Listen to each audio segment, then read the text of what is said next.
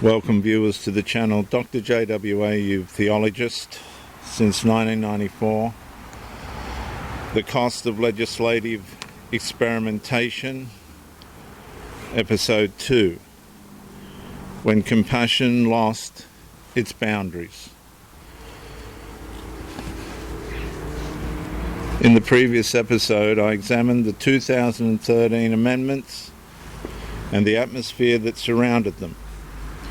Compassion, inclusion, dignity and equality became the public language of reform. The legal architecture changed quietly, while the long-term consequences remained largely invisible. Compassion is one of the civilization's greatest virtues. Without compassion, societies become cruel. Without compassion, power becomes indifferent. Without compassion, justice becomes mechanical. But compassion possesses a weakness rarely discussed. Compassion struggles to recognize limits. And once compassion loses its boundaries, it can begin producing consequences opposite to those it originally intended. And that's where the story becomes more complicated. Not because compassion was wrong, but because compassion was never designed to function without restraint. The question facing Australia was never whether vulnerable people deserve dignity. The question was whether compassion alone could serve as the governing principle of law. Because rights require distinctions. Distinctions require boundaries. Boundaries require definitions. And definitions require limits. And once limits become morally suspicious, every protected category eventually becomes vulnerable. The issue was no longer inclusion. The issue became whether inclusion possessed a stopping point. The original reform language appealed to instincts most people naturally support.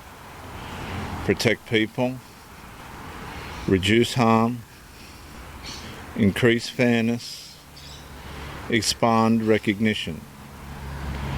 And these goals appeared self-evidently good. Very few Australians opposed compassion itself. They didn't oppose it at all. I want to say that again, and I do ask you to excuse me. Very few Australians opposed compassion itself. Yet law operates differently from sentiment. Compassion asks, how can we help? Law must also ask, what happens when rights collide? And compassion often focuses on immediate suffering. Law must anticipate future conflict. And this is where the first tension emerged. The legal system increasingly encountered situations where one person's inclusion appeared to affect another person's boundary.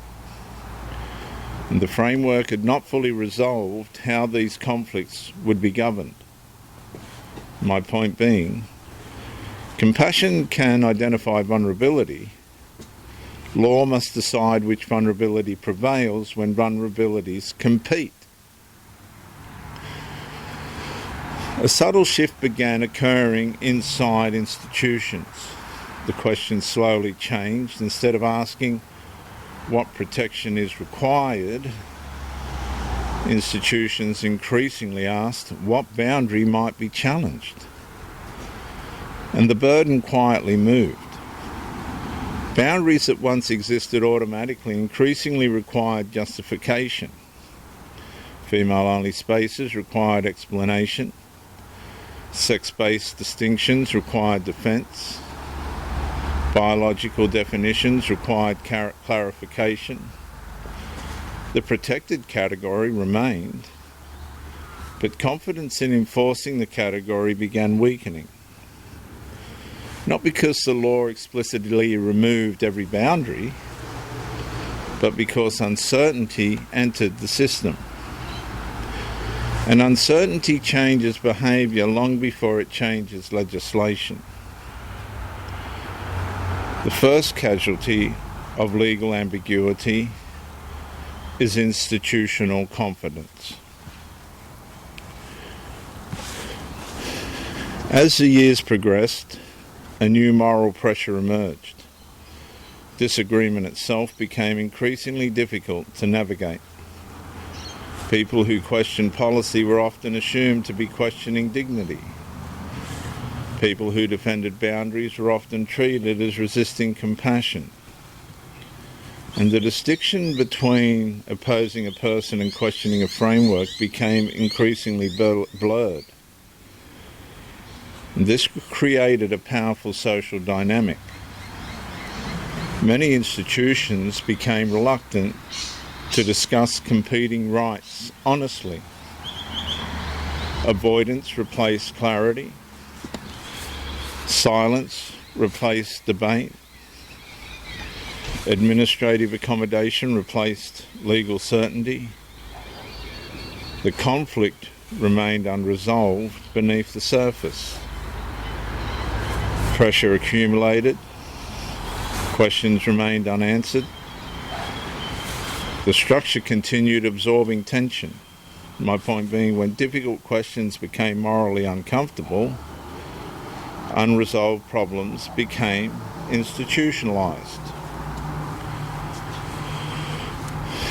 The deeper issue was never whether compassion mattered. The deeper issue was whether compassion alone could govern competing rights. Because every right ultimately depends upon a limitation somewhere. Property rights require boundaries. Privacy rights require boundaries. Religious rights require boundaries. Parental rights require boundaries. Women's rights require boundaries. Remove every boundary and every right eventually dissolves into conflict. And this is why legal systems depend upon distinctions. Distinctions are not failures of compassion. They are often the mechanism through which justice operates and peace prevails. The challenge facing Australia was becoming increasingly clear. How do you expand inclusion without destabilising the protections that already exist? The answer remained unresolved. And unresolved questions rarely disappear. They evolve. My point being, compassion without boundaries eventually places compassion in conflict with itself. And this is my final consequence statement for this episode. The legal changes of 2013 were built upon a compassionate premise.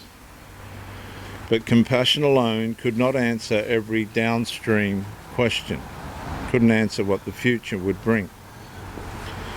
As boundaries became increasingly difficult to define, institutions became increasingly uncertain about enforcing them.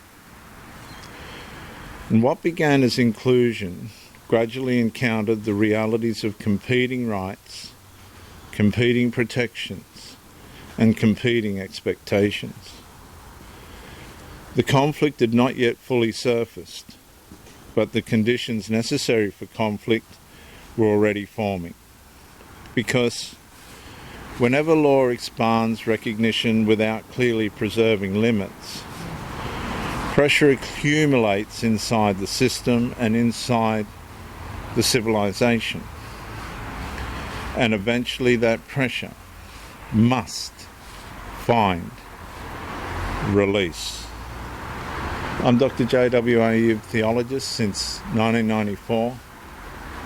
Like and subscribe to help the channel Subscribe and comment to educate me, and share the video.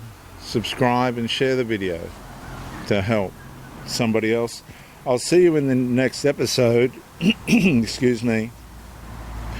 The legislative experiment nobody consented to.